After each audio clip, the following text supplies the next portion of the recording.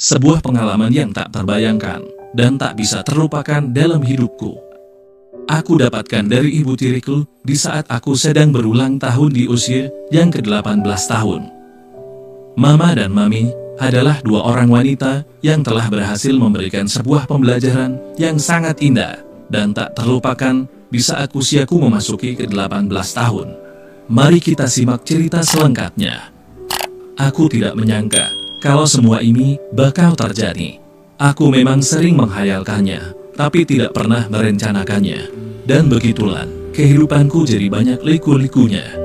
Liku-liku yang indah maupun yang sedih, tapi aku harus mengakuinya, bahwa semua itu amatlah indah, indah sekali. Karena itulah, aku ingin mengabadikannya dalam kisah nyata ini. Perkenalkan dulu, namaku Dennis.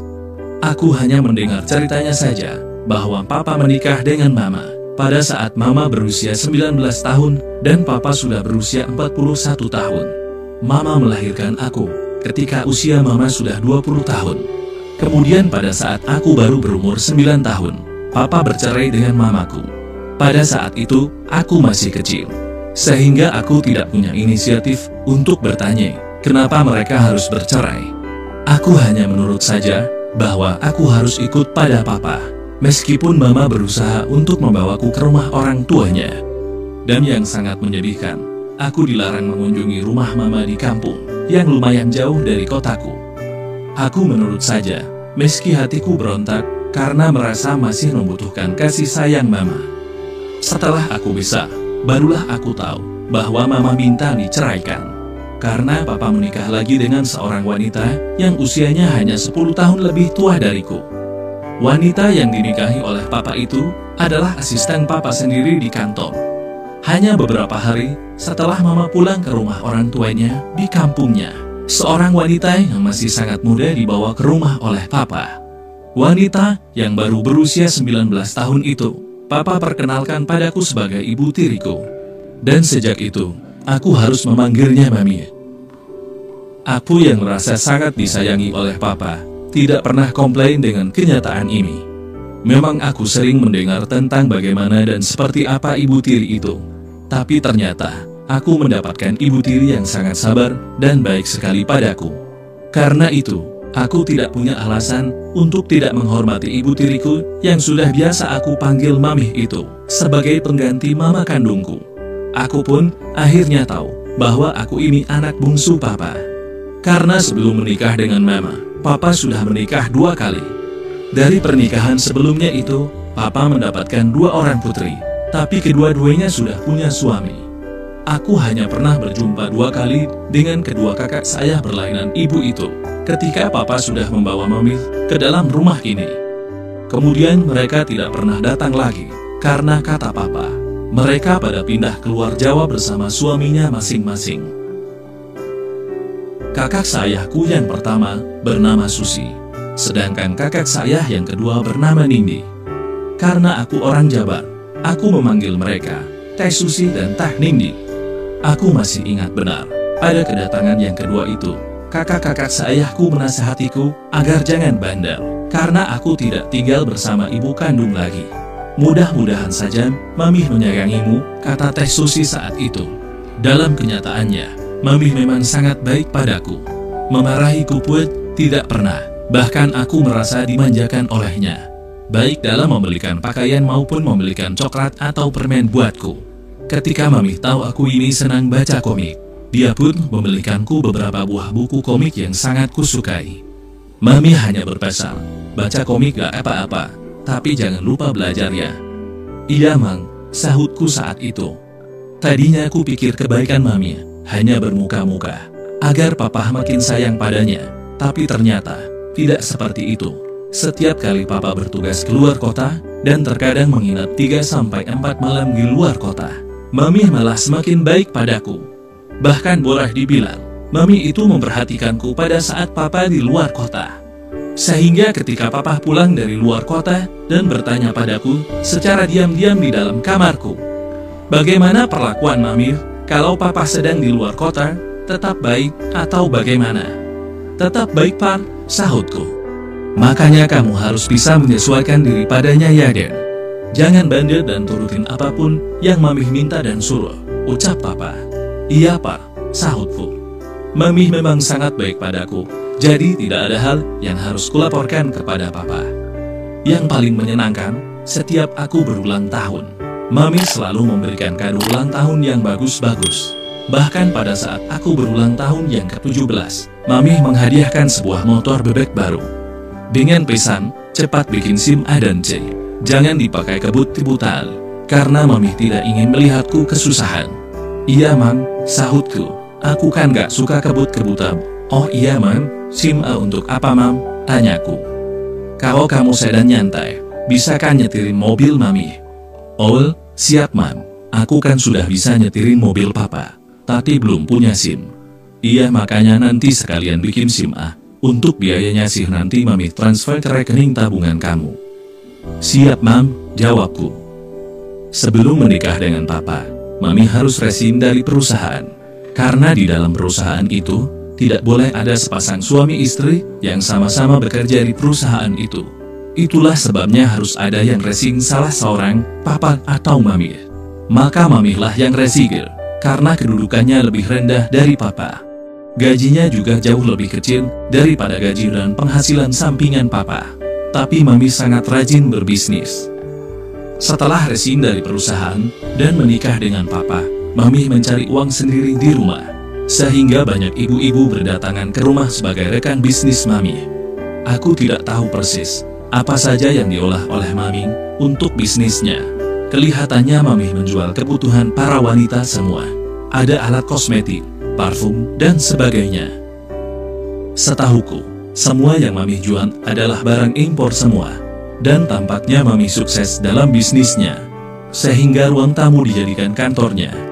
Ada 2 orang wanita yang bekerja di ruang tamu yang sudah dijadikan kantor itu. Sukses Mami memang mengagumkan. Sehingga dalam tempo singkat, Mami bisa membeli sebuah sedan yang harganya lebih mahal daripada mobil Papa. Ya, aku kagum pada gesit dan lincahnya Mami dalam berbisnis. Tapi, ada kekaguman lain yang kurahasiakan di dalam hati. Kagum pada kecantikan Mami yang luar biasa pengaruhnya ke dalam batinku ini. Yang membuatku heran adalah, sudah sekian lamanya Mami jadi istri Papa, tapi tidak ada tanda-tanda akan punya keturunan juga. Apakah Mami ada masalah? Ataukah Papa yang sudah tidak bisa? Entahlah, aku tak berani menanyakannya. Yang jelas, setiap kali aku berdekatan dengan Mami, sudut mataku selalu mencuri-curi pandang padanya. Bahwa Mami berperawakan tinggi, sepasang matanya bundar bening, hidungnya mancung, dan yang paling aku kagumi adalah giginya itu putih dan rapi sekali, seolah sudah diatur semuanya. Maka kalau Mami sedang tertawa, aku suka terbengung memperhatikan 2 baris gigi yang rapi dan tertib itu. Namun kekaguman tentang daya pesona Mami itu tetap kurahasiakan di dalam hati. Karena aku pun sadar bahwa Mami itu milik Papa yang paling berharga. Hari demi hari, minggu demi minggu, dan bulan demi bulan berputar terus dengan cepatnya. Tanpa terasa nanti tengah malam jam 00, umurku akan menjadi 18 tahun.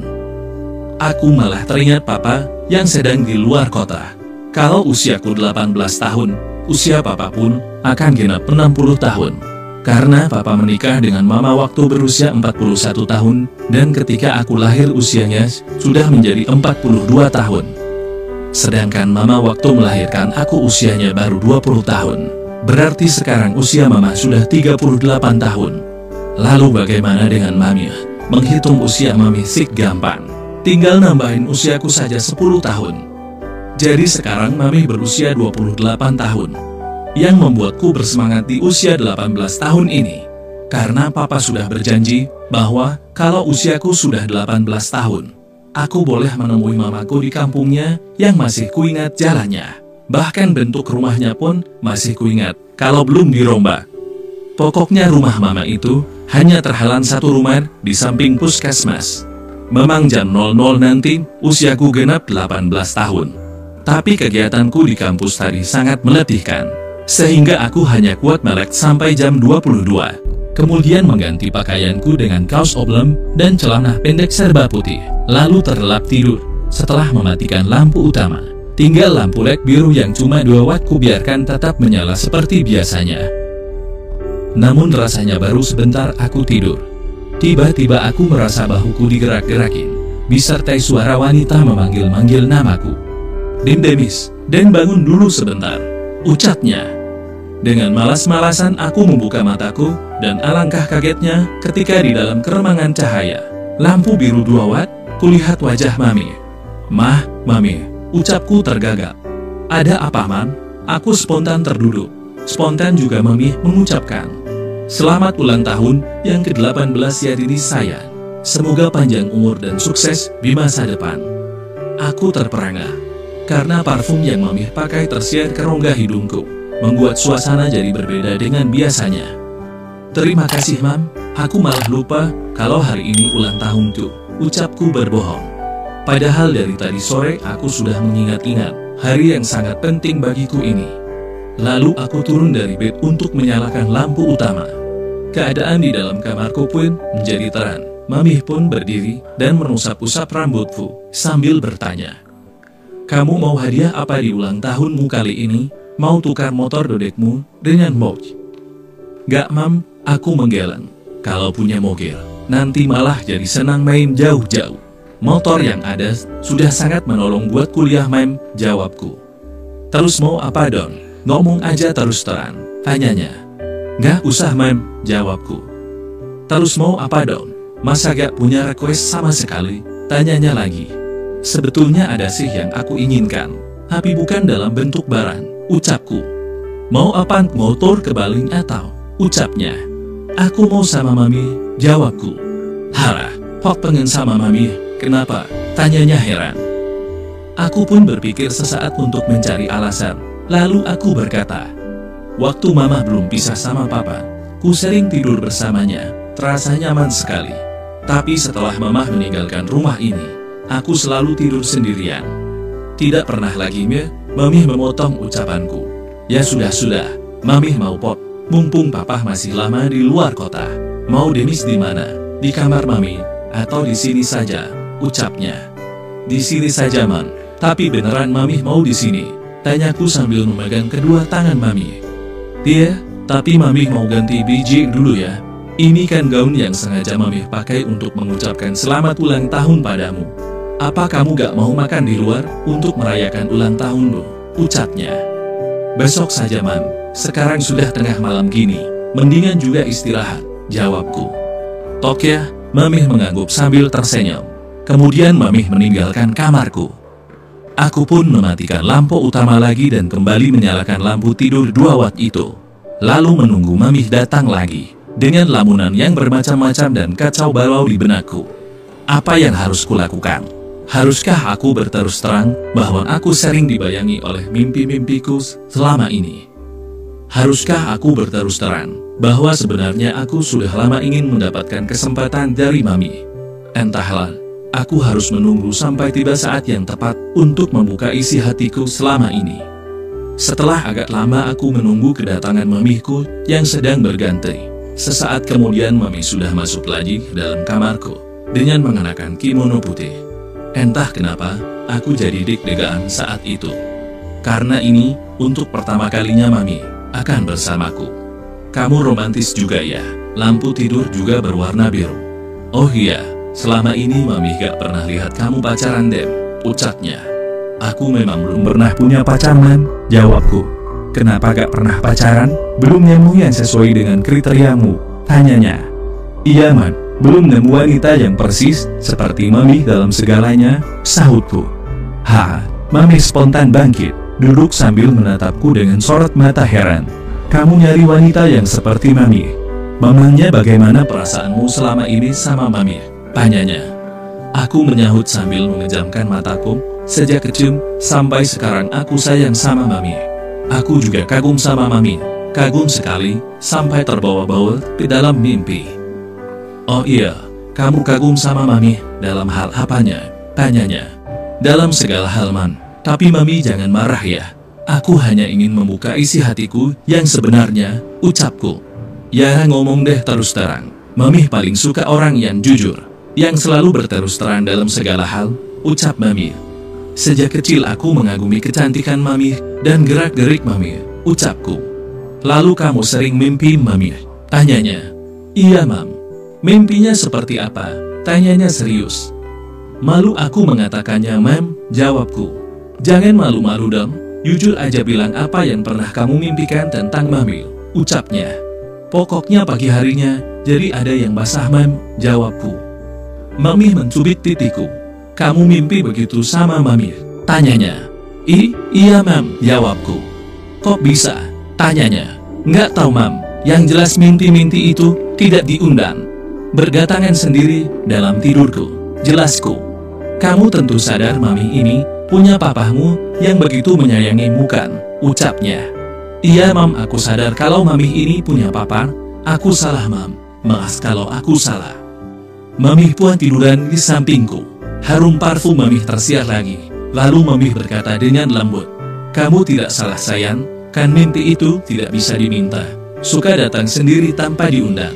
Hanya saja, entahlah, kamu ini bikin Mami bingung Dennis. Aku terdiam, suasana pun jadi hening.